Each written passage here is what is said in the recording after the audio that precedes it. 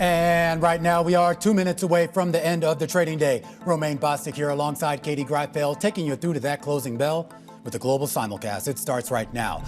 Massar and Tim Stenovec join us right now as we welcome our audiences across all of our Bloomberg platforms, including television, radio, our partnership with YouTube. The calm after the storm, Massar, literally and figuratively, when it comes to financial markets right now as we await a very busy week. Yeah, and that's where I want to go. I was looking at the Mag 7. They are up only about 0.2% so far here in 2026. It is a big week. We've got 4 reporting: Meta, Microsoft, Apple, and also Tesla. And today we're just seeing them higher by about 0.7%. But I do feel like what we get from them will certainly be important to market momentum and also the market narrative. What about what we hear on Wednesday from Fed Chair Jay Powell? Oh, yeah, there is that. The questions at his press conference. You could probably take a wager. Sorry, not a wager. You could probably predict something on one of the You could websites. probably take a wager, right? On, No, is the first actually. question going to be about a DOJ investigation or about the path of interest rates? Yeah. I don't know. I have to imagine that Fed Chair Jerome Powell will try not to say too much about anything, really, but it is interesting when you think about, the trajectory of markets from here, the sentiment of the week, whether or not it's the Fed meeting or whether it's the big tech names that are going to be more important to determining that. And I don't know, Romaine and I were just having that conversation. It feels like it's big tech that this is their week to shine. It was interesting looking at some of the notes out by analysts this morning. They're really expecting a bit of a broadening of the earnings picture. The idea that it's not just going to be those big tech names to watch, but some of the others that might actually post more meaningful and, more importantly, more significant earnings and revenue growth that might actually help to keep the rally going. We do have a modest rally on our hands on this Monday afternoon, concentrated in mostly some of those big cap names. The Dow Jones Industrial Average adding 300 points or 0.6%.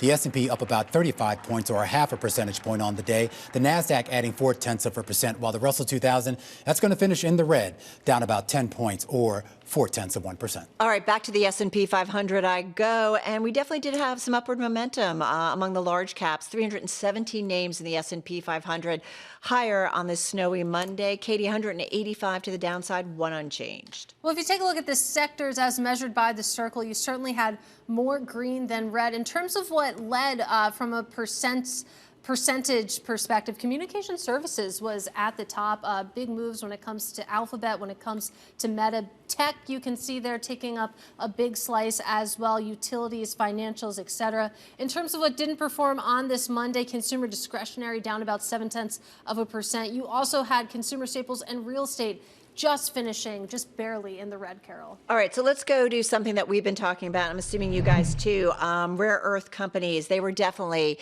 Magnets, Carol, magnets. Magnets. They were definitely on the move today. This on news that USA Rare Earth signed a non-binding agreement with the Commerce Department for $1.6 billion in funding, the latest White House deal to boost production of rare earth elements on domestic soil. So you did see USA Rare Earths definitely moving to the upside, up about just shy of about 8%.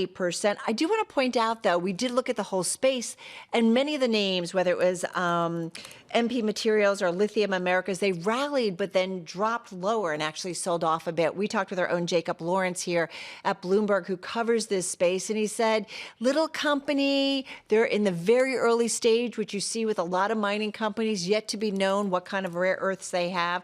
It's a non-binding agreement, so it's basically the White House saying, we'll give you money depending on how this pans out. But nonetheless, it was definitely on the move in today's session. Also moving higher, CoreWeave. So we'll flip it on over to that. NVIDIA, as you know, dominant maker when it comes to AI chips, investing an additional $2 billion in the cloud computing firm. It's also a key customer of CoreWeave, which got us all talking once again about circular financing. So that is something that we kind of keep front and center. You can see that stock, though, CoreWeave up about 5.7%. It's up more than around 40% year to date. It is down more than 30%, though, since mid-August. So we know this one has been under some pressure, but still up pretty mightily here in 2026. GameStop.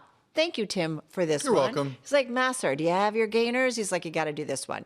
GameStop up about 4.5%, rallying on heavy volume. Michael Burry's saying he's buying shares. He said this on Substack. He goes, I own GameStop. I've been buying it recently. I expect I am buying at what may soon be a 1x tangible book value, 1x net asset value. And he says, getting a young Ryan Cohen investing and deploying the company's capital and cash flows, perhaps for the next 50 years. I am not counting on a short squeeze to realize long-term value. I believe in Ryan. There's more there. The stock went higher. That's my gainers. All right, Okay. you got the gainers, Carol. I got the decliners. Let's start with shares of Booz Allen Hamilton, down more than 8% today. This after the U.S. Treasury Department said it canceled $21 million of contracts with the company after the consulting firm failed to protect taxpayer data, which it had access to, including President Trump's tax returns. The Treasury has 31 separate contracts with the company. It cited the case of Charles Littlejohn, a former Booz Allen employee who pleaded guilty in 2023 to felony charges for leaking records, including the president's tax returns. Also, the trade desk, among the worst performers in the S&P 500 today, down more than 7%. This after the company said the employment of CFO Alex Kale was terminated over the weekend. Kale's been CFO since August 21st. The company did name Tennille Davis, 55, as interim CFO, while the trade desk conducts a search for a permanent successor. And finally, some M&A news, or maybe a lack of M&A news for this final decliner. Revolution Medicines shares falling today by 16. Go ahead and round that up, 17%. It's an oncology company. Shares fell as much as 20%. That's like a bad EKG line. Yeah, it is. I mean, it's just been down all day. This after the Wall Street Journal reported that Merck ended talks to acquire the firm, citing people familiar with the matter. Bloomberg Intelligence's team wrote that the decision to end the deal talks refocuses attention on valuation discipline, with the target already up 48% so far this year. Once again, Revolution Medicines down 17% today.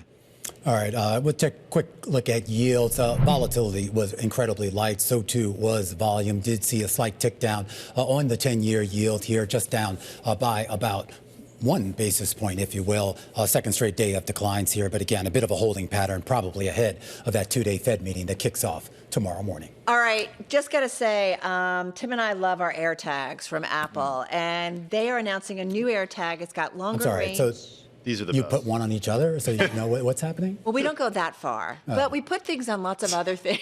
Sometimes I do. Like, I wish everything had an AirTag. Like Okay. a pair I think of there are laws sunglasses. against putting them on people. Okay, all right. That was an issue a Everything. few years ago. But sorry, Carol, we digress. Go ahead. All right, so it can now locate lost items from up to 50% farther away. Its speaker is 50% louder than before. And Tim, it's got a distinctive new chime. Yeah, supposedly it makes it easier to find items that have gone missing. I probably use like the find feature for my wallet or my keys or whatever a couple times a week. This was such a sleeper product a few years ago, and I just think it's one of those things. I'm not, obviously I'm not endorsing things here, but Sure, it would do me well to have an AirTag in things that don't actually It's on- have AirTags on. It's on everything in like my household. Well, I told Carol. Keys, Carol didn't know luggage. this. You can put these on your Backpack. pets. You can put these on your pets. And Carol was like, "I need one for my pet," and I was like, "Just put one on your pet." It's got a chip already. Yeah. Well, we have both. Yeah, We have that's both. true. Yeah. I don't You have wanna an lo- I AirTag don't- on your dog, I don't Romaine? want to We lose do, that. yeah, on the collar, yeah. You And we have a tag chip. on the collar. Yeah, yeah. Can't you In case just she gets call lost. for the dog and she'll come to you? No, Not my dog. She's obstinate. I have to say, I wish that I had put one on my wallet, which has been lost for over a month, but I'm doing okay. Muddling bummer. through. the new It wallet. might still The show new up. wallet, Might put still it on. show up. That's what I keep praying for. I did think it's kind of interesting, though, that Apple kind of would announce this now. It's kind of like everyone's looking for, their developments on AI or Apple Car or whatever big thing. And they're like, hey, man, we're going to actually update this AirTags. It's a good product. I use them, too, Apple as shares well. did rise That's not an today. endorsement, but I do like them. So. Yeah. They you did guys- rise on this? I mean, that's the Is this only what they're going to catalyst talk I about can on the find. conference call? Maybe. Shares are up 2.9%, so. All right. Well, something else I'm keeping an eye on too is, I know you're all big skiers here. This kind of this ongoing issue now with the United States policies towards non-U.S. Residents, and the idea that you had all these Canadians, particularly up here in the Northeast, that would just kind of cross over into Maine and Vermont and some of the upstate, some of these states here to go skiing. They're not doing it. There was a great story on the Bloomberg terminal about one ski resort in Vermont that actually saw a 35% drop in bookings from its Canadian customers. A lot of these resorts, we should point out, up near the border are heavily dependent on the Canadians coming across the border. So huge financial impact right now. I feel like, Tim, you have to say something. You're a skier. Well, I think what surprised me most about this is a great Business Week story. Charles Gorovin writing this piece. I encourage everybody to check it out. But the person who runs the mountain, Steve Wright, he noticed that ticket sales were down. He called 100 of these customers who had not renewed their passes this year to actually hear from them as to why they didn't do it.